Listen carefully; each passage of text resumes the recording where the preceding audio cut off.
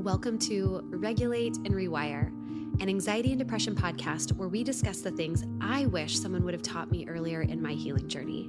I'm your host, Amanda Armstrong, and I'll be sharing my steps, my missteps, client experiences, and tangible research-based tools to help you regulate your nervous system, rewire your mind, and reclaim your life. Thanks for being here. Now let's dive in. Hey friend, welcome back. Happy Halloween week, if that is something you're participating in. I do Halloween easy style. We are big fans of just onesie costumes in my family. I have a tiger onesie and a cow onesie, and just, flip a coin and take my pick every year. My youngest, my 2-year-old, is going to be, I guess not my youngest, my baby. I look at people who do all out family costumes and go you. I think that they're rad, they're super ambitious, and I am just never gonna have my life together enough around this particular thing to make that happen for our family. So my youngest, my new little girl, she is just gonna wear a sweater that we bought one of her brothers at one point that has a ghost on it. My 2-year-old is gonna be a chicken. My 5-year-old wants to be a chimp. Again, all of these just zip up onesies. I will be a cow, and my husband will either wear his cow onesie or his ghost shirt. TBD. He's an adult. He gets to make his own decisions. But hopefully you feel good about your plans or lack thereof. Or if you are one of the many people who listen to my podcast who don't live in the United States and Halloween just is not really a thing for you guys, just happy this week. Happy this week, whatever it is for you. Now, today I am going to tell you a story about my morning, and it involves a pumpkin patch because 'tis the season.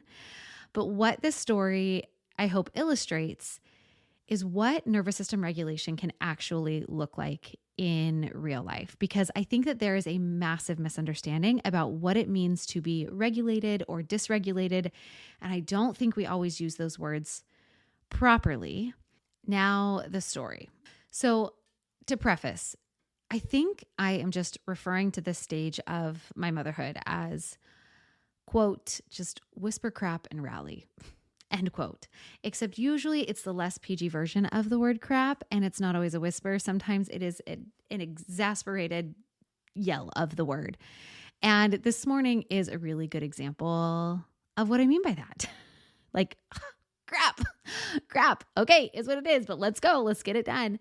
So I signed up to be a chaperone for my 5-year-old's kindergarten field trip to a very big, very busy pumpkin patch.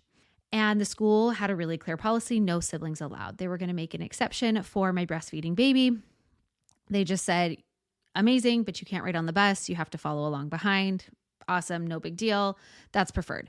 Got the baby carrier, got the snacks packed. I got this. I've got childcare for my 2-year-old. Except it is 10 minutes past when my childcare is supposed to be there and 10 minutes until I need to be at the school. I make a quick phone call and it becomes very clear there is no childcare. They are not coming. They are no showing for the day. Awesome. So now I have my 2-year-old, a very feral, very energetic 2-year-old. And I've got to leave in 5 minutes. So I make a quick call to the school and I'm like, hey, childcare no-showed. What do you want me to do? Do I need to bail on chaperoning? Do you still want me to come? If I am going to come, he's got to come with me. And they're like, hold on, let us talk to the person who can answer this question. They get back on the phone and they're like, just bring him. We'll see you in 5 minutes. Oh yeah. Cool. So let me get this straight. I am going to be responsible for keeping track of my completely unpredictable 2-year-old and 5 other 5-year-olds at a very busy pumpkin patch. Okay. At this point, I'm like, yes, just send thoughts and prayers. So in that moment, I realized my day is not going to go as planned. This is not just going to be a cute baby wearing, get to know the moms and dads and kids of my son's classroom. And my system activated, full adrenaline spike. My heart is racing, that oh crap feeling in my chest. I have this mental scramble of okay, wait, like what do I need for him? Where are his shoes? Does he need a change of clothes? Are there snacks? I guess he can eat my lunch. I don't know what I'm going to eat. 15 meat sticks and a cheese stick and a bottle of water. Sure, fine. We got 5 minutes. We got to be out the door. My nervous system is activated. Fast, hard, sympathetic energy is flooding my body, mobilizing me into action. And here is the point that I want to make. I wasn't dysregulated. That spike in adrenaline, that surge of sympathetic energy, when I realized plans were changing, was actually exactly what I needed to pull this off. It fueled swift focus. It helped me to pivot. It gave me the energy to tear through my house, packing for another kid with just 5 minutes to spare. I needed that activation. My body read that situation correctly. Something unexpected just happened. I need to move fast. Let's mobilize our resources. And it did its job perfectly. So a lot of times, I think when we are like, I'm in the yellow zone, I'm activated, I'm dysregulated. Nope, I wasn't dysregulated in that moment. I was activated. And there is a huge difference. Dysregulation would have been if I stayed stuck in that panic. If I spent the rest of the day snapping at my kids, if I would have spiraled into overwhelm, being unable to really think clearly enough to pack the bag, if I had gotten to that field trip and spent the whole time feeling frantic and reactive and unresolved, unable to really be present, if that morning had derailed my entire day, if I had been unable to reset, then okay, sure, maybe we would call that dysregulation. So the real questions aren't, did I activate? Did I feel overwhelmed? Did I have a moment of like, oh, crap?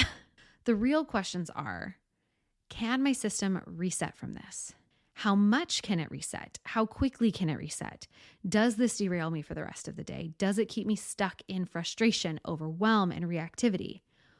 Or can I move through this and come back to feeling present, feeling capable, feeling capacitated, feeling regulated? And that is what I mean when I talk about nervous system regulation.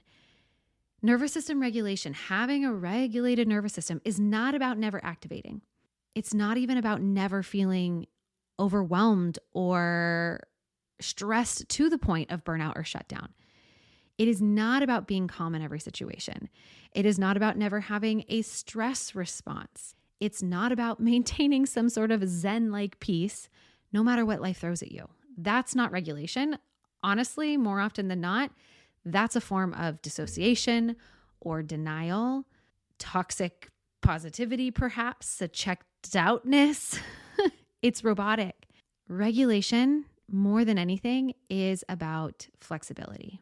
It's about resilience. It's about your capacity to move through hard things and then come back to yourself, to reset from that experience. So regulation, it's about asking, how long do I stay in activation after a stressor has passed? How easily can I reset my nervous system?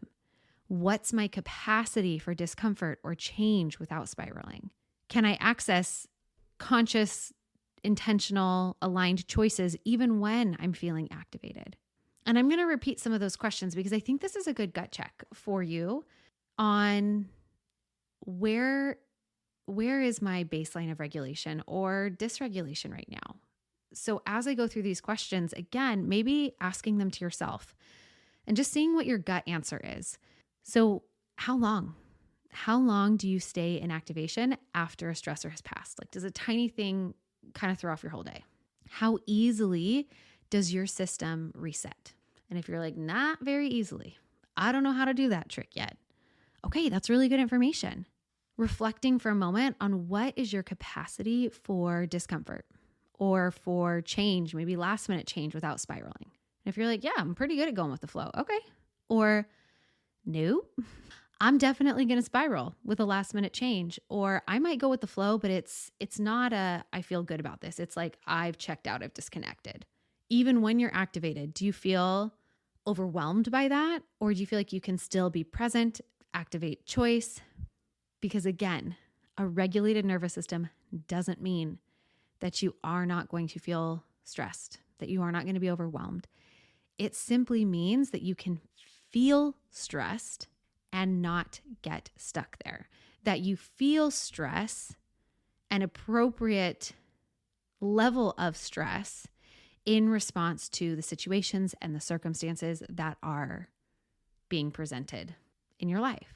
So coming back to my morning, here's what happened next. After this initial kind of panic and tear through the house, grabbing the snacks, the shoes, the changes of clothes, I got in the car, took a couple deep breaths, not to make the stress go away, but just to signal to my body like, okay, like we did it.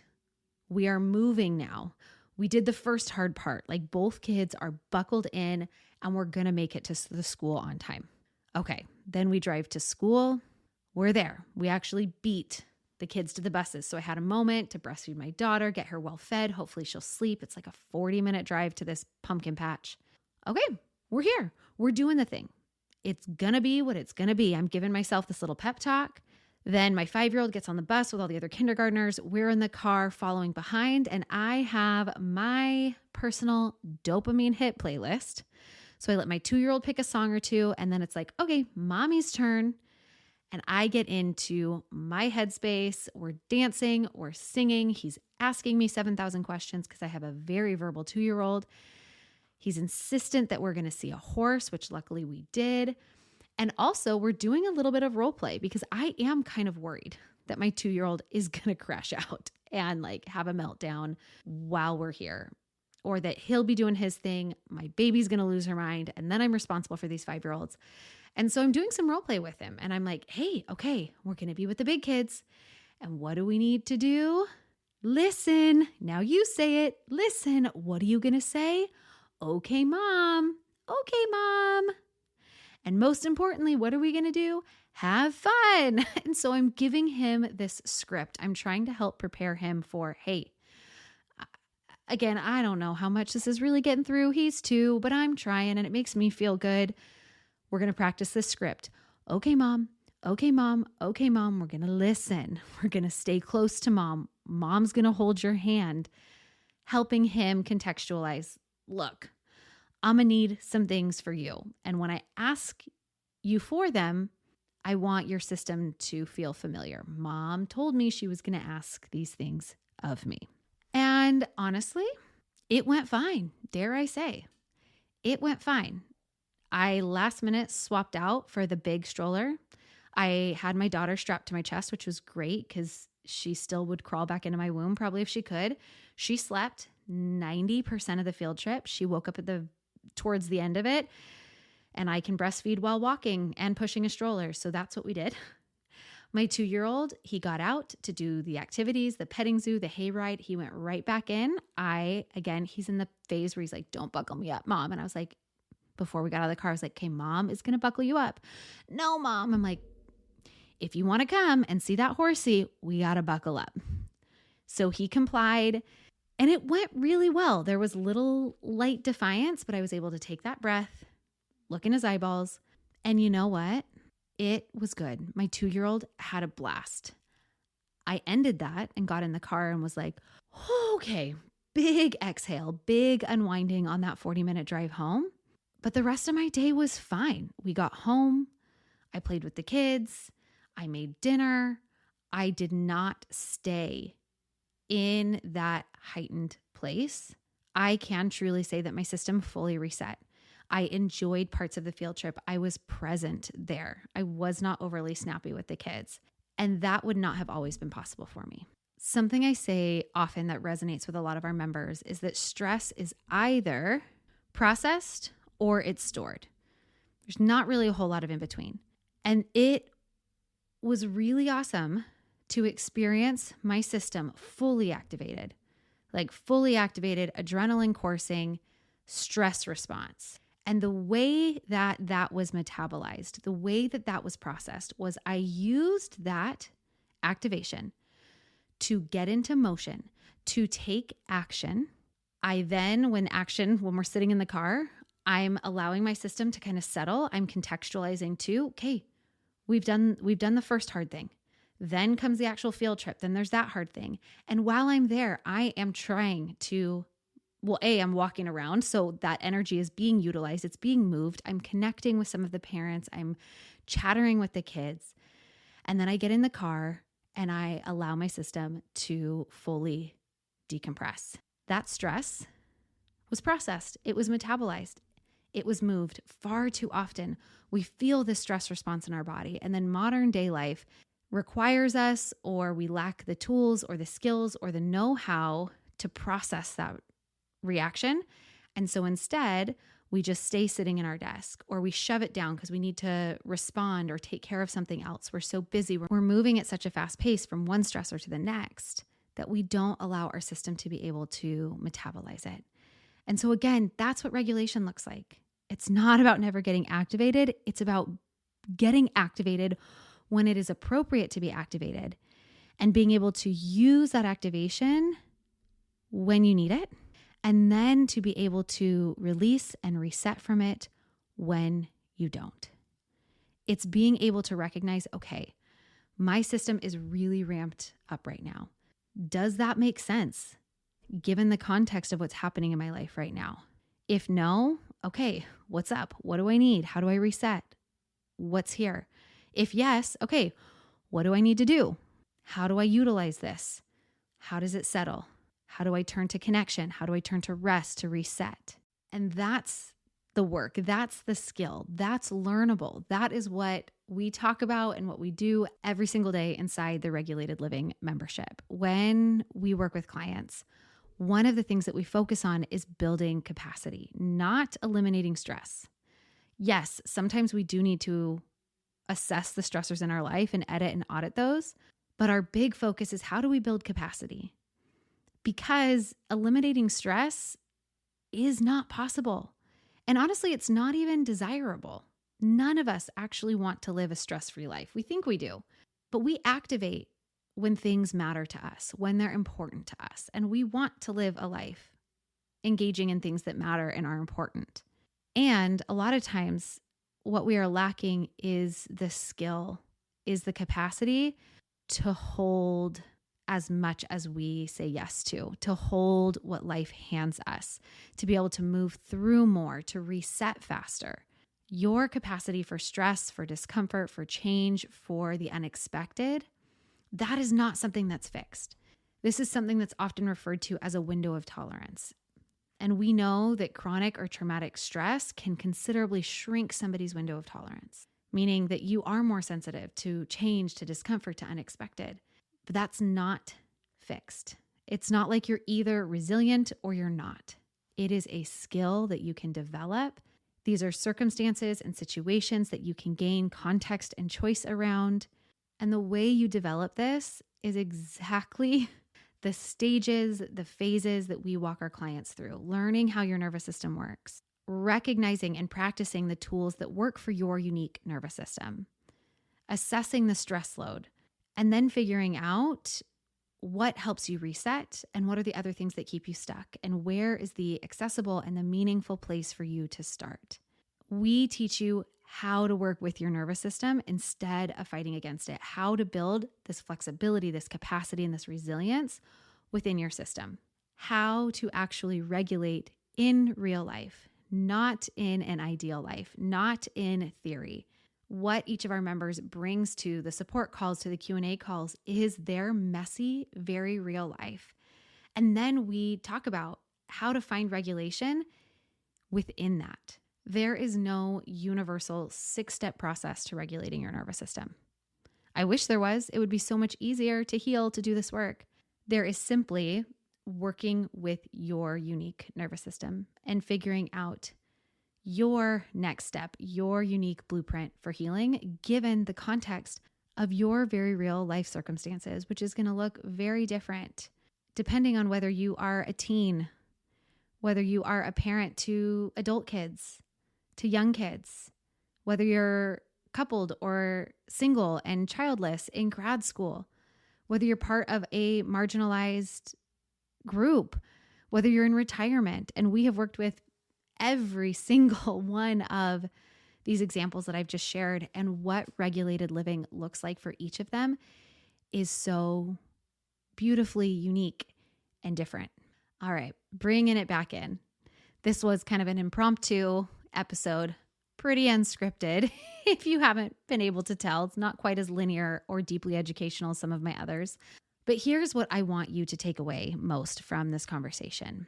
The next time you feel activated, the next time something unexpected happens and your nervous system ramps up, I want you to ask yourself some of these questions. Number one, is this activation serving me right now? Is it an appropriate response? Does it make sense? Could I use this to help me focus, move, pivot, take action? Or is this just me spinning out? Okay, you don't need to do anything with that question. Just start to filter how often you're feeling activated. Does the intensity match what you're facing? Other question, do I have flexibility? Okay, so I'm activated. Do I have some flexibility here? Can I access the thinking part of my brain? Am I still making conscious choices? Or do I feel completely stuck in this stress response? Again, or am I spinning out? Next question is, what does my nervous system need right now? And this probably isn't going to come in the moment of activation. I did not find out about childcare canceling, needing to pack up my 2-year-old in the next 5 minutes, and pause to be like, what does my nervous system need in this moment? No, I'm like, crap. Okay, let's go. Go, go, go, go, go, go, go. But I did find a moment of pause when it was available, when we had gotten to the school and we had a little lull for time, while we were driving, afterwards, where I did very intentionally, because I've built the practice to do so, to check in and say, ooh, all right, nervous system, what do you need right now? Do you need to move a little bit more through this? Do we need to settle? Is there some connection? Do I need to just like rant about this in a voice memo while driving to a friend? When I get home, do I give myself permission to like put on some episodes of Bluey so I can take a beat? What do I need? How am I feeling? And then the fourth reflection question that I'll offer is finding a time, maybe even now, to say, how long am I staying in this state? Is my system resetting after the immediate stressors have passed, or do I carry that activation for hours or even days after something like that happens? And just see where you land with those questions. And depending on where you land is going to let you know, yeah, I don't have a whole lot of capacity. I am mostly dysregulated, meaning I am oftentimes feel like I'm overstressed or overreacting to small things. Little things spiral me out. I have a hard time resetting. And if that's where you find yourself right now, okay, it makes sense. I promise you, if you and I sat down and had a 10-minute conversation, barely scratching the surface on your past lived experiences and your current life circumstances, I'd be like, yeah, this is why your nervous system is hypervigilant. It makes total sense that there's this hypersensitivity. And now what? What do you want to do about it? What support do you need to do those things? So that's it. That's my episode today. Sometimes regulation is just about whispering, crap, and then you rally. It's about feeling the panic and still being able to pack the bag.